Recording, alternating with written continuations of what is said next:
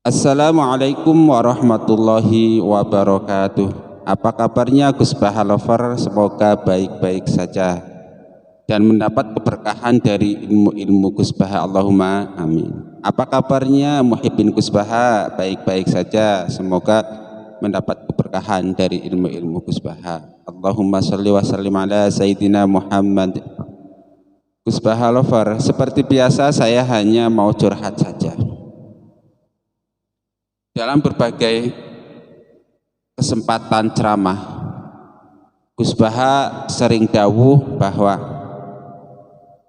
kita jangan terlalu serius membela paham aswaja yang kita yakini, karena keseriusan tersebut nanti bisa menimbulkan fanatisme, dan fanatisme nanti pada akhirnya mau menimbulkan ideologi yang menjadi mengancam, bukan ideologi yang mengayomi.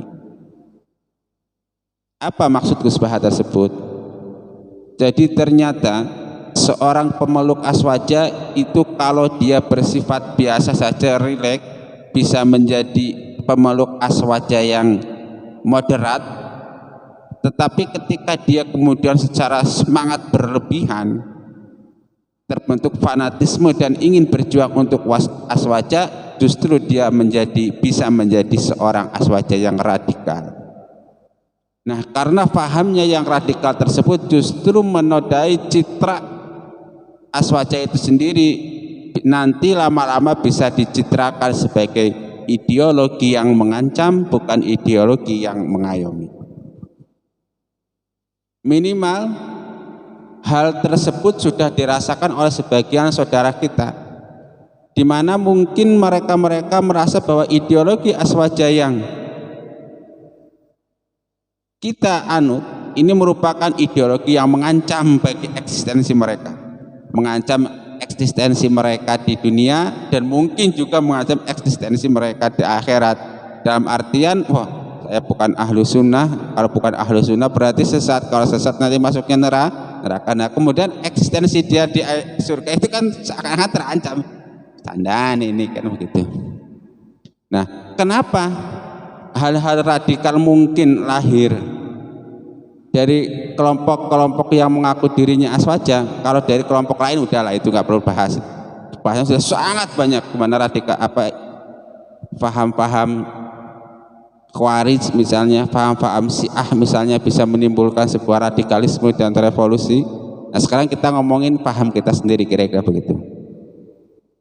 Nah, salah satunya yang diceritakan oleh Gus Baha itu bahwa revolusi intelektual melahirkan pendefinisian aswaja, penyederhanaan definisi aswaja menjadi misalnya dalam fikih mengikuti salah satu 4 madhab, dalam tauhid mengikuti Imam Asy'ari atau Imam Al-Maturidi, dan dalam tasawuf mengikuti Imam Junaid atau Imam Al-Ghazali.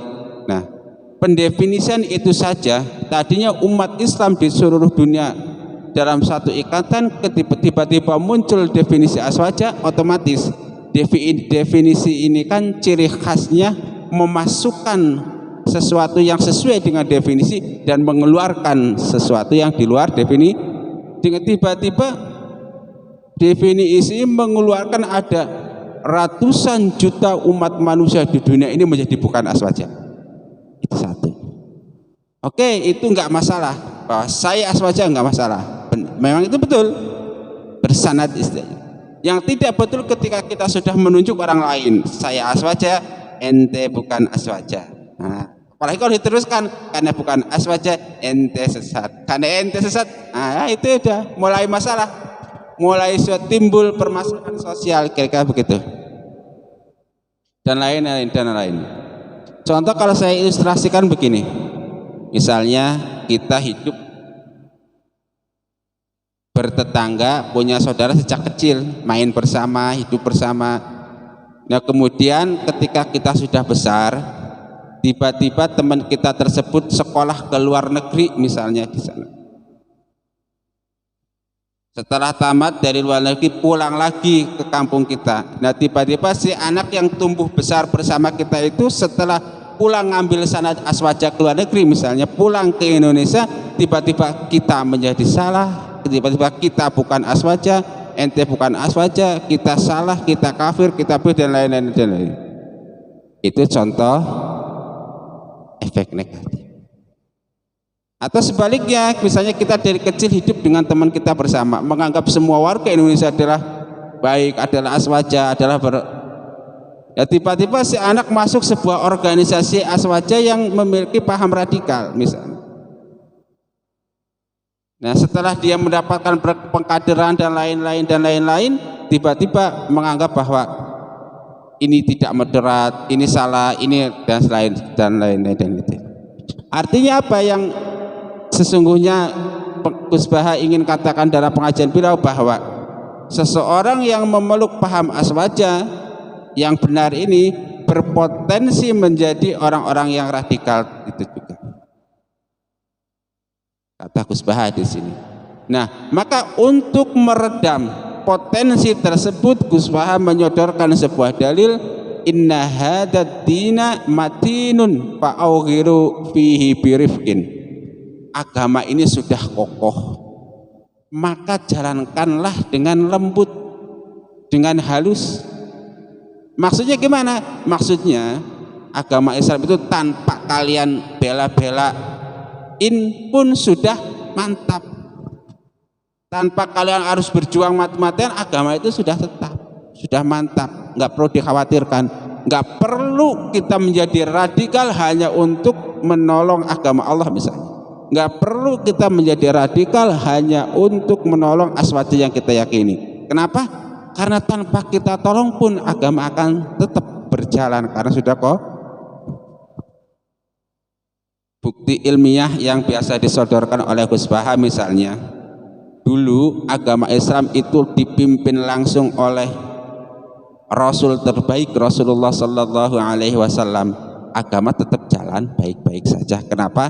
Karena Allah yang menjaganya. Karena agama ini sudah kok.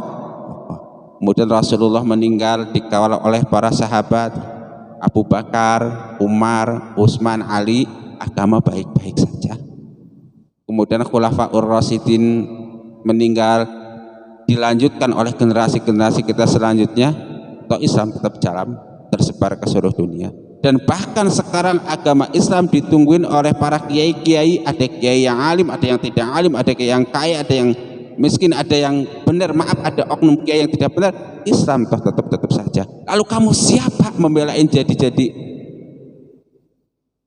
sok-sokan membela agama, kira-kira begitu. Artinya maksud Gus Baha adalah, kalau kita mau berperan serta menjaga aswaja, ayo kita lakukan dengan harus birifkin.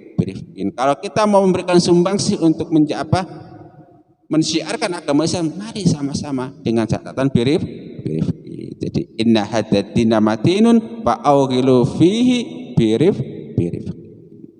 Kemudian saya cari padanan hadis ini, hadis tersebut kalau saya cek itu sesungguhnya agama ini kokoh, maka kerjakanlah kamu, berjalanlah kamu padanya dengan halus. Hadis riwayat Imam Ahmad dari Anas, status hadis ini sahih. Dalil yang kedua yang sejenis dengan ini adalah inna haddad dina matinun fa'awghil fihi birifkin fa innal munbitta la ardon qata'a wa la dhahran abqa. Hadis riwayat Al-Bazari an Jabir, status hadis ini hasan.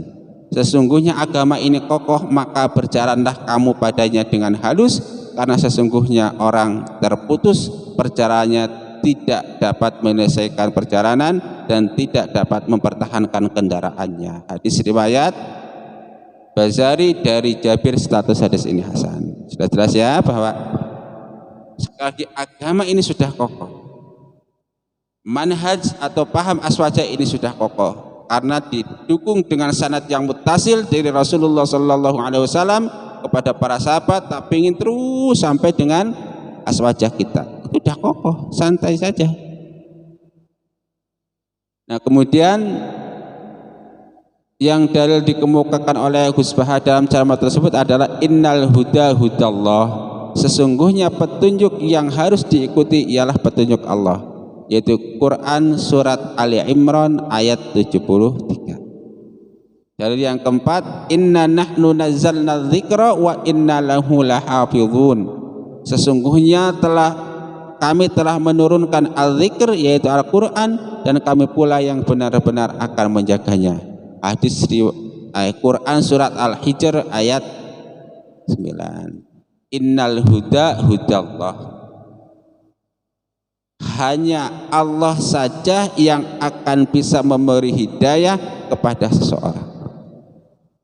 Sehingga kita kalau mau berjuang menegakkan aswaja yang kita yakini, ya sudah, jalankan sesuai aturan Allah Subhanahu wa Ta'ala. Enggak perlu jadi radikal untuk mempertahankan aswaja. Kenapa? Karena seradikal apapun pada akhirnya hanya Allah Subhanahu wa Ta'ala yang akan memberikan hidayah, bukan sikap kita yang keras itu tadi. Kemudian inna nahnu nazzalna dzikra wa inna lahu lahafizun. Sesungguhnya Allah yang menurunkan Al-Qur'an dan tentu semua ajaran Islam, dan Allah pula yang akan menjaganya. Ya udah, karena sudah dijaga Allah, beres. Kita nggak usah sok-sokan keras, nggak usah sok-sokan tidak bersahabat dengan yang lain, nggak usah sok-sokan itu.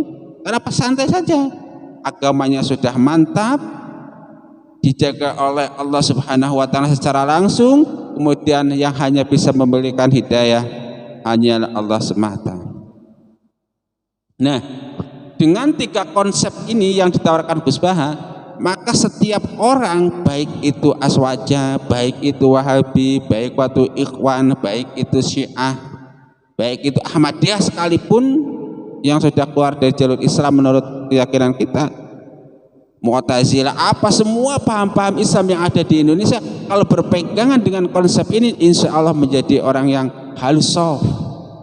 Mereka berjuang mempertahankan keyakinan mereka berjuang menyebarkan keyakinan mereka tanpa harus bersikap radikal. Jelas ya? Kenapa? Kita sama yakin inna hadzal dina matinun kokoh. Udah kokoh, santai aja. Hanya kita begitu. Kalau kita mau berpartisipasi, ya sudah berpartisipasi. Kenapa? Enggak penting kita. Coba sekarang meninggal saja kita, Islam tetap jalan tuh. Dulu orang-orang top nomor 1 Khalifatul Rasyidin meninggal, Islam tetap jalan. Kenapa? Yang menjaga Allah, bukan kita. Jangan seakan-akan kita ini akan merubah Indonesia dengan pemikiran. Enggak juga kali. Santai bos, kan gitu. Ya, dalil yang kedua tadi innal huda hudallah. Nah, kalau kita yakin bahwa yang bisa memberi petunjuk, yang bisa memberi hidayah hanyalah Allah, kita menjadi rileks dalam berdakwah, dalam mengajak orang lain masuk ke dalam Islam, masuk ke dalam aswaja, tapi santai. Sesungguhnya kalau kita sedang berdakwah, sedang berjuang, sesungguhnya kita sedang menunggu petunjuk Allah, gitu saja. Ya jelas ya. Jadi pegang kata ini wasiat Gus Baha yang saya dengar, yang bisa saya pahami, bahwa minimal ada 3 dalil ini yang bisa menjaga diri kita sebagai aswaja tidak terjebak menjadi paham radikal. Inna hadzal dina matinun fa'awghilu fihi birifkin. Hadis riwayat Imam Ahmad dari Anas, status hadis ini sahih. Agama ini sudah kokoh, maka jalanilah dengan halus. Yang kedua, innal huda hudallah. Sesungguhnya petunjuk yang harus diikuti ialah petunjuk Allah. Nah, kalau petunjuk dari Allah, kita santai saja berjuang sesuai dengan petunjuk Dia, supaya orang lain juga mendapatkan petunjuk. Yang ketiga, inna nahnu nazzalna dzikra wa inna lahu lahafizun. Sungguh kami telah menurunkan al-dzikr, yaitu Al-Qur'an, dan kami pula yang benar-benar akan menjaganya. Kalau yang menjaga Allah Subhanahu wa Ta'ala, ya sudah. Kalau kita ingin berpartisipasi, laksanakan dengan soft, dengan halus, nggak perlu dengan radikal. Saya kira cukup, yaitu mudah-mudahan tema kali ini yaitu aswaja radikal. Kita tahu cikal bakal aswaja menjadi radikal itu apa misalnya. Pada Gus Baha dijelaskan 1 pendefinisian aswaja tadi itu. Yang kedua adalah sikap berlebihan dari pemeluk aswaja.